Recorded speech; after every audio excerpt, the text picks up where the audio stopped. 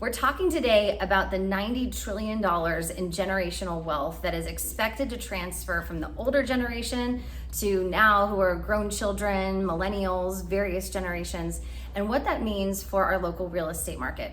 I'm Kelly LeClair from South Orange County, specializing in residential real estate, and I'm joined with Monique Runge, who's a certified mortgage broker. Thank you for chatting with me today. My pleasure. So we've been chatting quite a bit about this big issue that we're seeing, all this money coming from older folks down to the younger generations, Yes. impacting lending, impacting real estate. So we came up with sort of 3 trends we wanted to talk about because a lot of you are in this situation and don't know what to do with this money that can be accessed or is being inherited or given to you. So we have 3 sort of scenarios we're going to talk about today, hoping to pass along some good advice to everybody. So the first one that we're seeing a lot, Monique, is, the owner, whether it's grandma, let's just say grandma in this example, passes away. Right. And let's say there are, 3 heirs who are inheriting the property. It's a lot of decisions to make when that happens. Yes. So what are you seeing when you run into clients who are in this situation, and what can we advise folks to do? Well, the first thing that I always recommend is making sure that there's a living trust in place, a revocable trust, because that is going to protect the assets for all the beneficiaries and the heirs. That's the first step. And that has to be done before anybody passes away. Correct. So I'm about trying to be proactive, Yeah. right? And as we're heading into the holidays this time of year, these are good times to have these conversations, just to know where everything is, know how it's set up. And if you are a beneficiary, you want to be educated to know what kind of impact that's going to have on you when the day comes, right? Because it's a great thing to inherit property. Absolutely. If the steps have been made ahead of time. Sometimes it can be a negative, right? It can be encumbering. It can be encumbering because you are not sure about what the financial liabilities are going to be. Are you going to be able to maintain the estate? Is there any cash available to maintain the estate? Right. So in this example of, let's say, grandma passes away, the house is in a trust, they've done their homework. There are a few options. So one would be ideally that one of the beneficiaries moves into the house. Correct. That's the property. First thing that you want to try and have happen. And the reason why you want to do that is to basically set the property tax basis, right? And so if there is an heir or a beneficiary that can actually move into the inherited property, occupy it, then when it comes time to liquidate that asset, there won't be such a large financial impact because of the property tax basis. Right. So like in that example, let's say, grandma bought the house for $1 million and now it's worth $3 million. If you're able to move into the property, and one of the heirs is at least, instead of paying capital gains on that old purchase price of $1 million, you get that step up in value to $3 million. And then whenever you go to sell in the next couple of years, your capital gains is based on that $3 million mark instead of the old original purchase price that grandma paid. So that's a huge savings if someone's able to do that. Yes. But not everybody's able to move in, Correct. right? Not everybody is able to move in. People might be across the country or settled in their own little communities. Right. They might not even be in the same zip code. So then you have to look at plan B. Yeah. So let's say let's say there's 3 heirs and one of them needs the cash. Right. That can be a little tricky. I know you've done that with clients too, where so the other 2 need to buy out the 3rd heir. Correct. Sometimes the property, the real estate wants to be kept in the estate and in the family.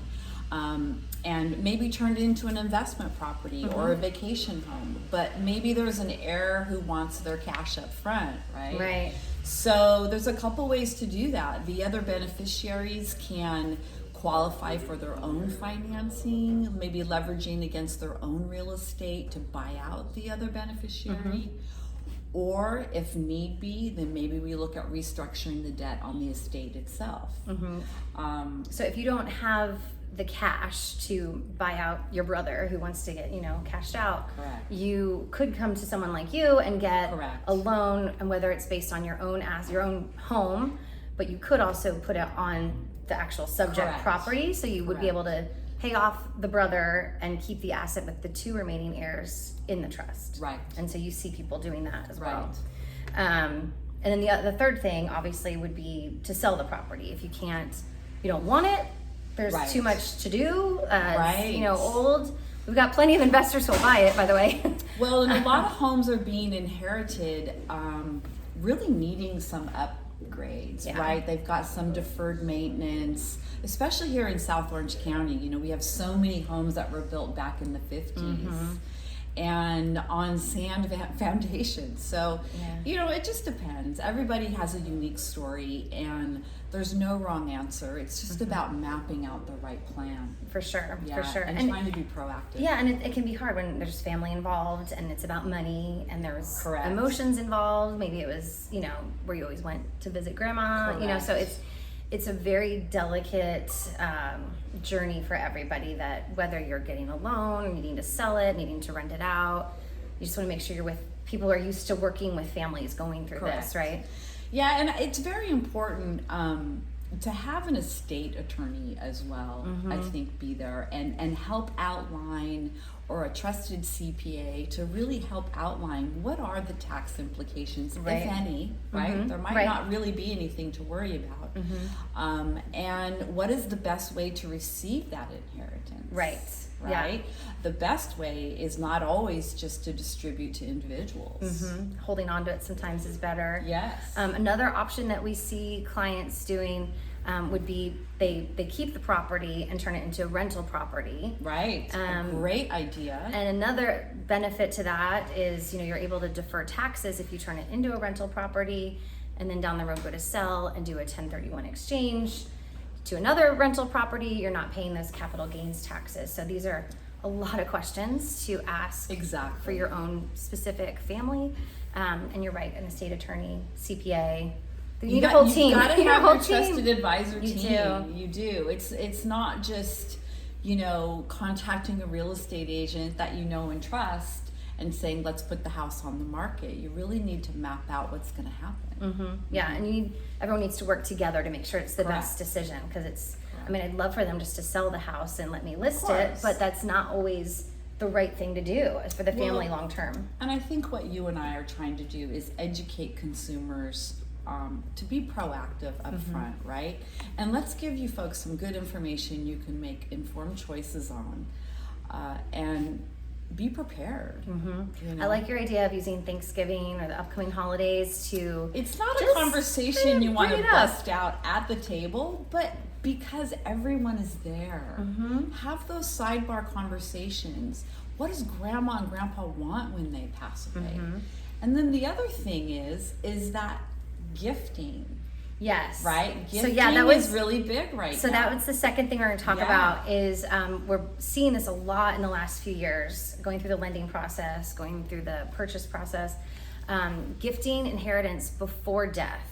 So I think typically we grew up with, picturing someone dies and it's a surprise, like, what money did you get? What money did you not get? And we're seeing it now as people are living longer.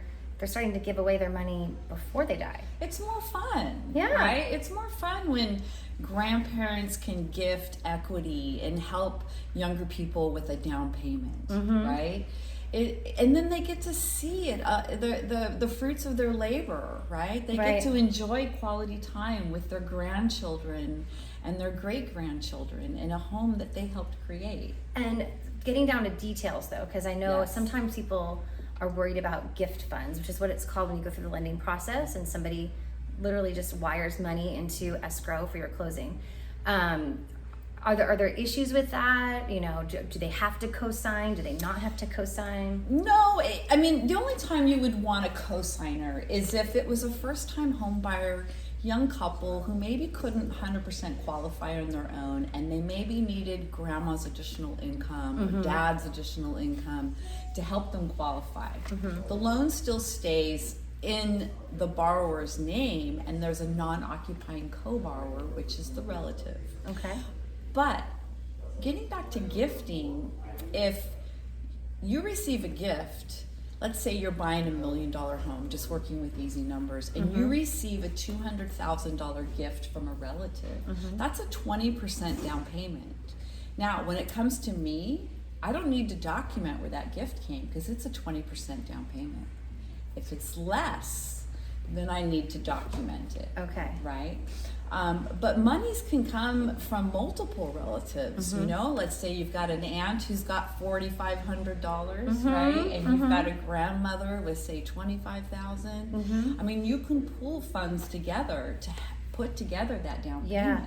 I actually just closed a deal like that where it was my listing with the buyers, and we did, make sure that the money was there and get emails just to make sure they had the cash because they weren't showing enough cash. And the agent said, "Oh yeah, they're getting gift funds." I need to know that because they didn't have enough for their down payment on their bank statement. And it was just that it was a young couple. Both sets of parents were gifting them, a set amount of money. Sure. And then it was enough to show, my sellers, oh, these guys are qualified. Like this is where the money's coming from. Right. And they had no issues closing the loan. Right. Yeah, because you just want to document the source of down payment. Yeah, exactly. It is interesting. We're seeing that more of the gifting ahead of time, which is great. Yes, it's wonderful. Yeah, I think it's best for the whole family. Yeah, and gets people into homes instead of renting. They can't save their down payment, so it kind of pushes them over the edge. The third thing we want to talk about, as far as trends, as we're talking about this generational wealth transfer, is we're seeing this is more common, aging in place. Yes. And what does that mean? It means a lot of folks are staying in their homes longer. They're not moving to a skilled nursing facility or a nursing home. Correct. And that has implications on our market and what's happening. Right. So the more of our mature generation that desire to age in place. This is the new phrase. It's these numbers are increasing, even though we are seeing a lot of facilities being built. Right. And the way that they can do that is they can tap into their equity with a neg-am mortgage, like a reverse type of product, without any loan payment, and take care of the deferred maintenance. Supplement their fixed income. Right. Social Security benefits that are being paid out right now, it's not enough money to survive. Not in South Orange County. Right. Just with the cost of living and insurances and things. So they are tapping into some of that equity with a neg-am type of loan, a reverse product, meaning that there's no payment involved. There is interest that accrues monthly, but it just gets tacked onto the loan balance. And it never really exceeds 45% of the property's value. So there's still plenty of equity left for the heirs. So I think that's a really important point because I know in years past, reverse mortgages have seemed sort of predatory, right? Correct. The bank's taking the house. Right. But I like that to make sure that it's capped at less than 50% of the value. Correct. So that when you do go to sell the home, the money is in the house to pay off that note. But then also there's still equity for the heirs. Plenty of equity left. There's generally another 40-50% equity left to disperse because property values are going up. Let's say in South Orange County, property values are appreciating about 8.5% right now. And this was data that just came out from Fannie Mae the end of October. And the line of credit, the negative line of credit or fixed rate loans for reverse mortgages is about the same rate. It's about 8 or 9%. So if the property's appreciating 8-9% a year and you're paying interest 8-9% a year, it's on par to break even. But even if property values go back to appreciating at a normal level of 5% a year, which is what most people have been raised with, except for the last 5 years. That's normal. Then there's going to be a little bit of a building loan balance against that home, but still not enough to really consume the equity for all the other heirs. Well, and that's what we're talking about is you have to sit down and look at the math, with your team.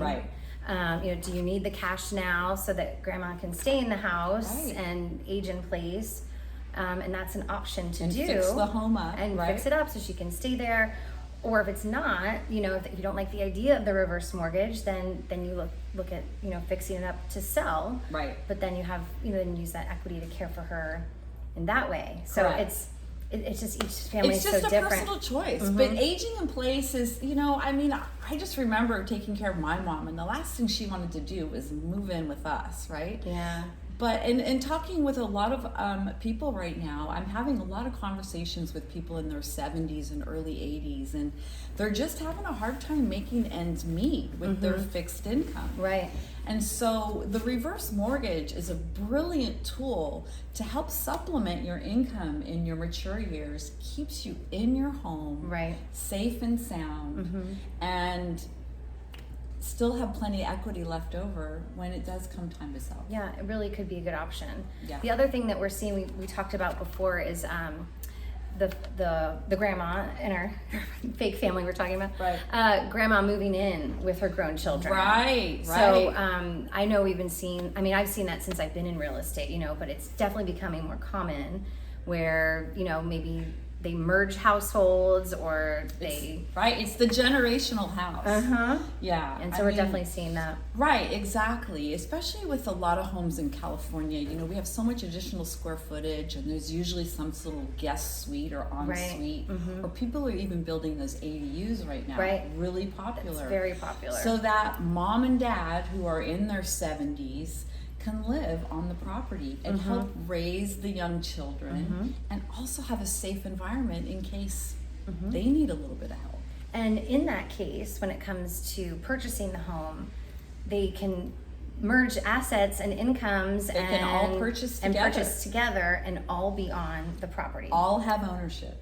Exactly. And then I've also seen, and this is more of a trust attorney question, but just in case you're wondering this, so let's say, mom and dad move in with the sister, and there's, two other brothers who are not a part of the deal. Right. Mom and dad's portion of the ownership can still be dispersed to the heirs, correct, when they die. So it doesn't mean sister gets everything. Right? Correct. So that it can be so complicated to make sure that everybody is taken care of. Correct. Just because the older parents are living with one of the beneficiaries doesn't mean that beneficiary gets everything. Right. Yeah. So we could talk about this for hours. I know. It's just amazing. What was our number that was the transfer? 90 trillion. Correct. 90 trillion in assets that are expected to transfer from older generations to the younger. And there's a lot of things to sort out if you're in this situation, as most people are finding they're on one side of it or the other. It's happening in families. So if you have questions about this, you want to strategize, you need to start gathering your team of people to speak with to figure out the best way to go through this journey. You can definitely reach out to Monique and I. We'd love to help you kind of figure out, connect you with the right experts to guide you, whether it's a state attorney or a CPA, because you don't want to wait till the end. You want to make sure everybody's on the same page. Being proactive. Yes, exactly. Yes. Well, thanks for chatting with me today. Yeah, my pleasure. We'll have to do it again. You bet. Have a good day. Thanks for watching. Bye.